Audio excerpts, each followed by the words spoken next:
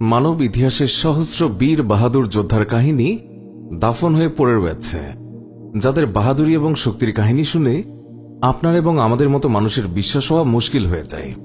তো আজকের এই ভিডিওতে আমরা এমনি 7 জন মুসলিম বাহাদুর যোদ্ধার সম্পর্কে জানাতে চলেছি, যাদেরকে ইসলামিক ইতিহাসে সবচেয়ে শক্তিশালী যোদ্ধা বলা হয়ে থাকে।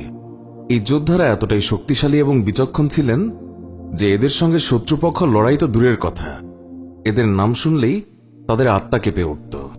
আর এই জন্য সহস্র সাল অতিক্রম হয়ে যাওয়ার পরেও এই সমস্ত মুসলিম যোদ্ধাদের ইতিহাসে সবচেয়ে বাহাদুর এবং মহান যোদ্ধাদের মধ্যে গণনা করা হয়ে থাকে। আমাদের আজকের এই ভিডিওতে আমরা এমনি 7 জন বীর যোদ্ধার কথা বলতে চলেছি। তো চলুন দেখে নেওয়া যাক। 7, মিশরের সুলতান রুকনুদ্দিন বাইবার্স। রুকনুদ্দিন বাইবার্স সেই মহান সুলতান ছিলেন যিনি এনাজল্টের যুদ্ধের ময়দানে মঙ্গল ফৌজদেরকে হারিয়ে এই পৃথিবীর সম্পূর্ণ নকশা পরিবর্তন করে দিয়েছিলেন। এটি সেই যুদ্ধ ছিল যেখানে মুসলিমরা সর্বপ্রথম মোগলদের হারিয়েছিলেন, যাদের সম্বন্ধে সেই সময়কার মানুষের এমন মনে করা হতো যে এদেরকে হারানো তো দূরের কথা, এদের নাম উচ্চারণ করাও খুবই বিপজ্জনক। কেননা যেই সময় রুকনুদ্দিন বাইবার্স মিশরের যুবক থেকে যোদ্ধাতে পরিণত হচ্ছিলেন, সেই সময় মঙ্গলদের ভয়ানক সৈন্যরা পৃথিবীতে নৃশংসতা চালিয়ে যাচ্ছিল, বিশেষভাবে মুসলিম দুনিয়াকে বেশি ছত্রভঙ্গ করে রেখে দিয়েছিল। মুসলিম দুনিয়ার এমন অবস্থা হয়ে গিয়েছিল যে শুধুমাত্র মামলুক সালতানাত ছাড়া এই পৃথিবীতে অন্য কোন সালতানাত বেঁচে ছিল না যারা মুসলিমদের হেফাজত করতে পারত। কিন্তু তিনি ছিলেন রুকনুদ্দিন, যিনি এনাজুলাতের ময়দানে মঙ্গলদেরকে হারিয়ে সম্পূর্ণ দুনিয়াকে এটি বিশ্বাস করাতে বাধ্য করেছিলেন যে মঙ্গলদেরকেও হারানো সম্ভব। 6, আর্তুগ্রুল গাজী। হয়তো ইতিমধ্যেই আপনাদের মধ্যে বেশিরভাগ মানুষ আর্তুগ্রুল গাজীর ব্যাপারে জেনেই গিয়েছেন। আমাদের এই লিস্টে আর্তুগ্রুল গাজীর নাম যুক্ত করা হয়েছে কারণ আর্তুগ্রুল গাজী যেই সময় জন্মগ্রহণ করেছিলেন সেই সময় এই দুনিয়ার মুসলমানরা সবচেয়ে খারাপ সময় অতিবাহিত করছিল। চেঙ্গিস খানের মঙ্গল সিপাহীরা মুসলিমদের উপর একেবারে বিধ্বংসী রূপে ঝাঁপিয়ে পড়েছিল। একটি অনুমান মোতাবেক চেঙ্গিস খান তার সম্পূর্ণ জীবনে মোটামুটি 2.5 কোটি মুসলিমকে হত্যা করেছিল, আর এটাই সেই সময়কার পরিসংখ্যানে একটি বিশাল এক অঙ্ক।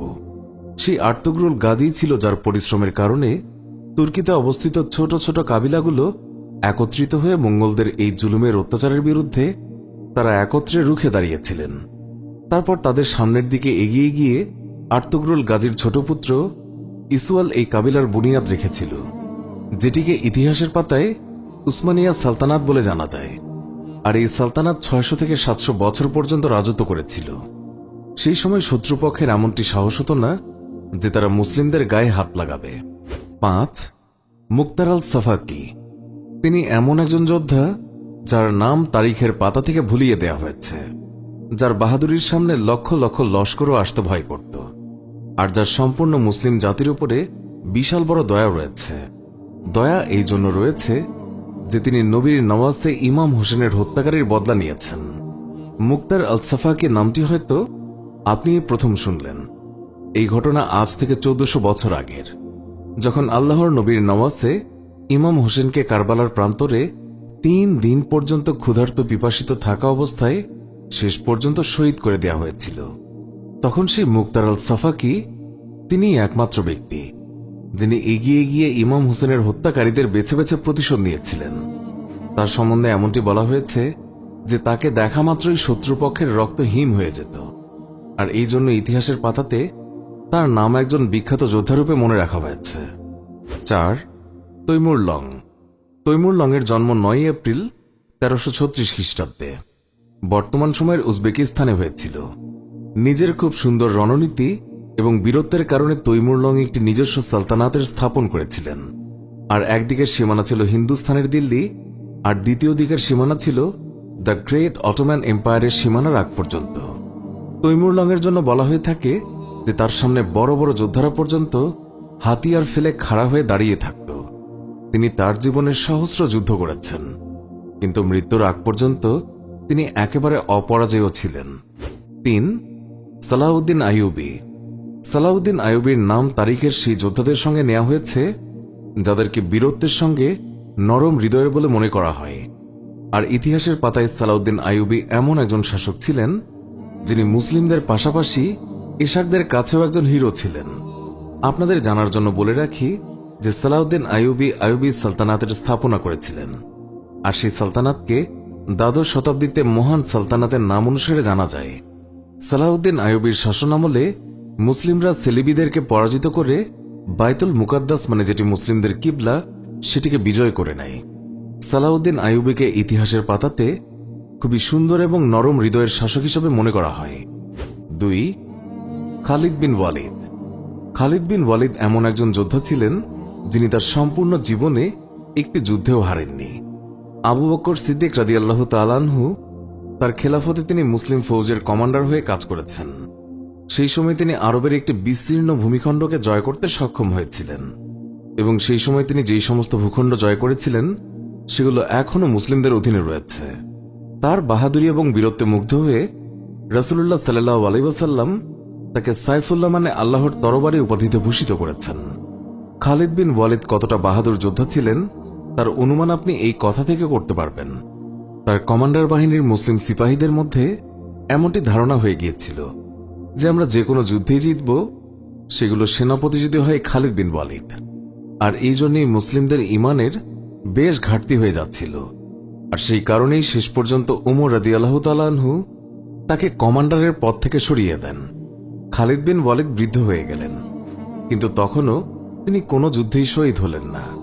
তো সেই জন্য তিনি একদিন খুবই কান্না করছিলেন, আর সেখানে উপস্থিত সাহাবারা তাকে জিজ্ঞাসা করলেন, আপনি কেন কান্না করছেন? তখন খালিদ বিন ওয়ালিদ বললেন, আমার ইচ্ছে ছিল যে আমি কোনো যুদ্ধে শহীদ হয়ে শহীদের মর্যাদা হাসিল করব, কিন্তু এমনটি আর হল না। আজ আমি বৃদ্ধ উটের মতো একই স্থানে বসে বসে মরছি। কিন্তু তখন সাহাবারা বললেন যে এমনটি কেমন করে হতে পারত? আল্লাহর নবী আপনাকে সাইফুল্লাহ বা আল্লাহর তরবারি বলেছেন। আপনি যদি কোনো যুদ্ধে শহীদ হতেন তাহলে কাফেররা বলতো, দেখো আল্লাহর তরবারি ভেঙে গিয়েছে। আর বিশ্বাস করুন, আপনি যখন আল্লাহর তরবারি, তখন এই পৃথিবীতে কার এমন শক্তি আছে যে আপনাকে হত্যা করবে? 1. হযরত আলী রাদিয়াল্লাহু তাআলা আনহু। বলা হয়ে থাকে যেখানে অন্যান্য যোদ্ধাদের বাহাদুরি শেষ হতো, সেখান থেকে হযরত আলী রাদিয়াল্লাহু তাআলা আনহুর বাহাদুরি ঠিক শুরু হয়ে যেত। তার সম্বন্ধে এমনটি বলা হয়েছে যে তিনি যখনই কোনো যুদ্ধের ময়দানে যেতেন তখন তিনি এই কথা একদমই মাথায় নিতেন না যে সামনে কত সংখ্যায় সৈন্য আছে। তিনি একাই লক্ষ লক্ষ যোদ্ধার সমতুল্য ছিলেন। নিজের যুবক বয়স থেকে মৃত্যু পর্যন্ত হযরত আলী সহস্র যুদ্ধ করেছেন, আর প্রত্যেকবার তিনি জয়ী হয়েছেন। তিনি যে কতটা বাহাদুর যোদ্ধা ছিলেন তার অনুমান আপনি এই কথা থেকেই করতে পারবেন যে তার উপাধি ছিল আসাদুল্লাহ মানে আল্লাহর সিংহ। তিনি যেই দরজা যুদ্ধের সময় একাই উপড়ে ফেলেছিলেন সেই দরজাটিকে যুদ্ধের পর কয়েকজন মিলে ওঠাতেই পারেনি। হ্যাঁ, তিনি সত্যি আল্লাহর সিংহ ছিলেন, এই কথায় একদমই কোনো সন্দেহ নেই যে মানব ইতিহাসে যখনই কোনো শক্তিশালী বাহাদুর বীর যোদ্ধার নাম আসবে তখন সবার উপরে যে নামটি থাকবে সেই নাম হবে হযরত আলী রাদিয়াল্লাহু তাআলা আনহু। তো বন্ধুরা, এই ছিল আমাদের আজকের ভিডিও। আশা করছি আপনাদের সবার এই ভিডিওটি ভালো লেগেছে। ভিডিওটি ভালো লাগলে লাইক, কমেন্ট এবং শেয়ার করুন। আর এখনো আমাদের চ্যানেলটি সাবস্ক্রাইব না করে থাকলে এক্ষুনি সাবস্ক্রাইব করে পাশে থাকা বেল আইকনটি ক্লিক করুন। এতে করে আমাদের নতুন ভিডিও পাবলিশ হওয়া মাত্রই ওই ভিডিওর নোটিফিকেশন আপনার কাছে পৌঁছাবে। তো আজকের মতো বিদায় নিচ্ছি, দেখা হবে পরের কোনো ভিডিওতে। সবাই ভালো থাকুন আর এই চ্যানেলের সাথেই থাকুন।